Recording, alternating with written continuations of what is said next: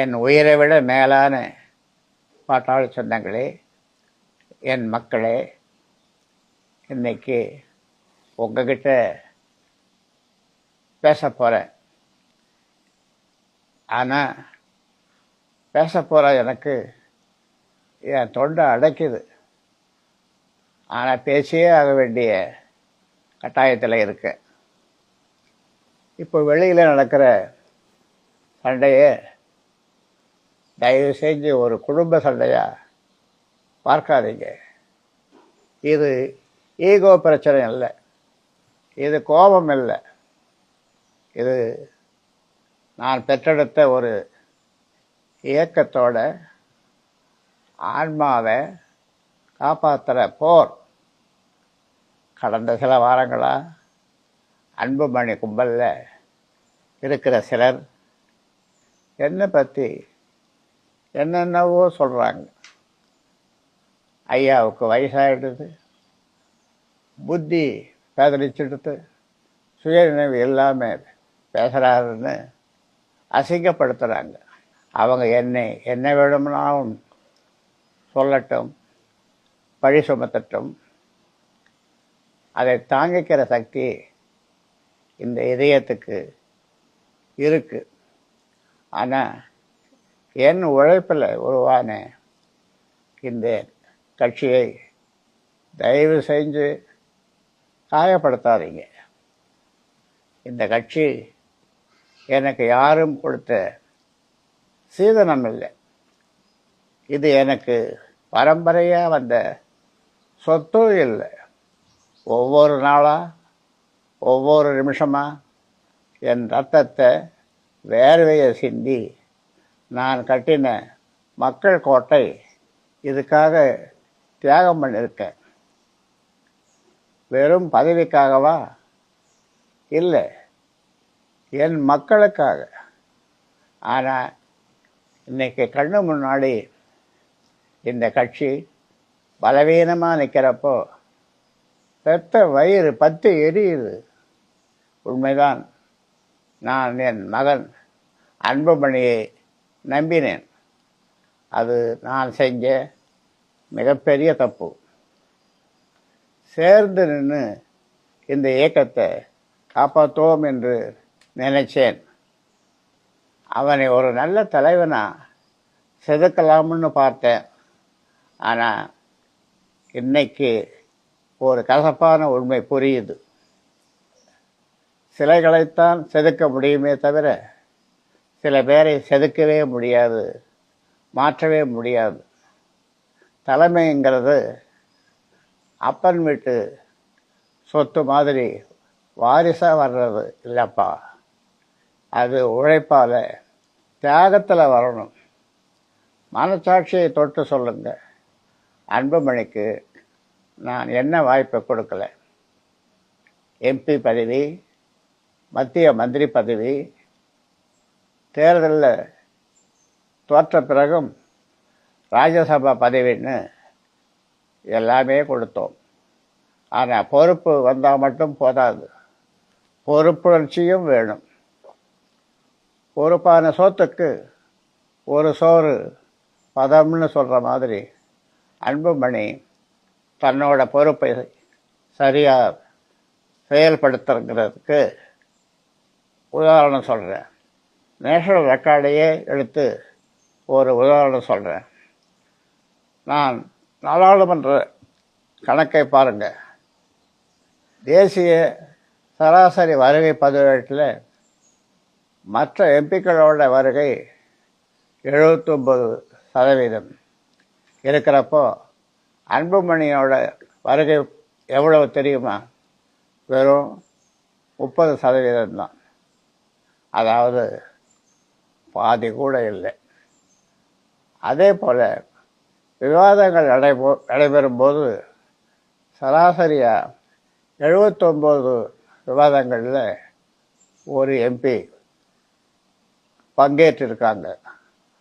ஆனால் அன்புமணி எத்தனை விவாதங்களில் பங்கேற்றிருக்கார் தெரியுமா? வெறும் 7 தான். எனக்கு இதெல்லாம் பார்க்கும்போது மனசு தான் வலிக்குது. அவமானமாக இருக்குது. ஒருத்தரை நம்பி நாம் பொறுப்பு கொடுத்தோம்னா மக்களுக்காக உழைக்கணும். ஆனால் அவர் வீட்டில் உட்கார்ந்து என்ன பண்ணுவார்?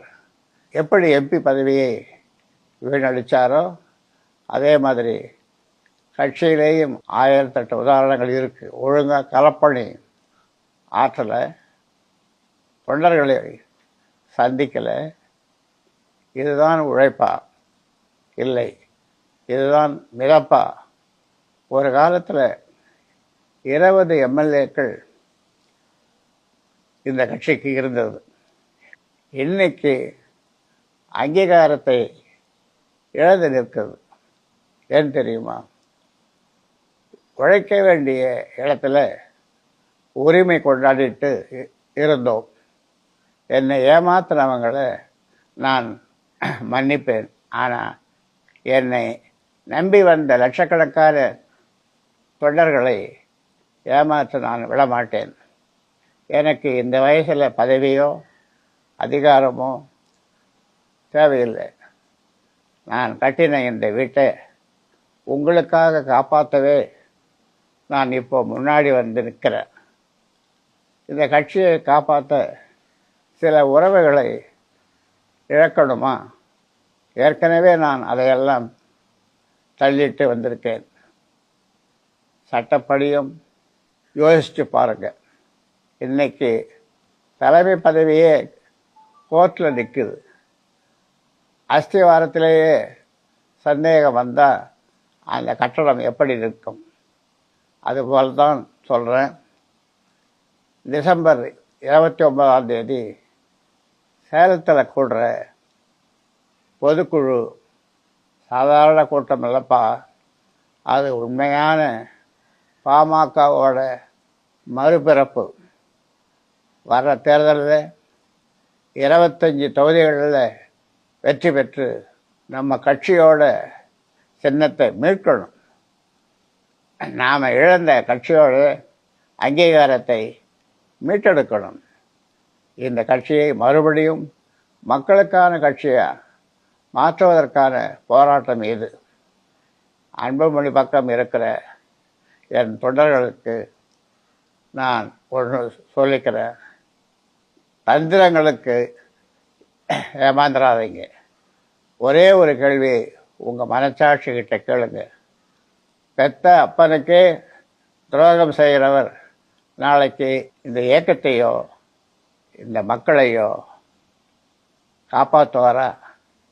எனக்கு வயசாகிடுச்சு, இதுதான் என் கடைசி யுத்தமாக கூட இருக்கலாம்.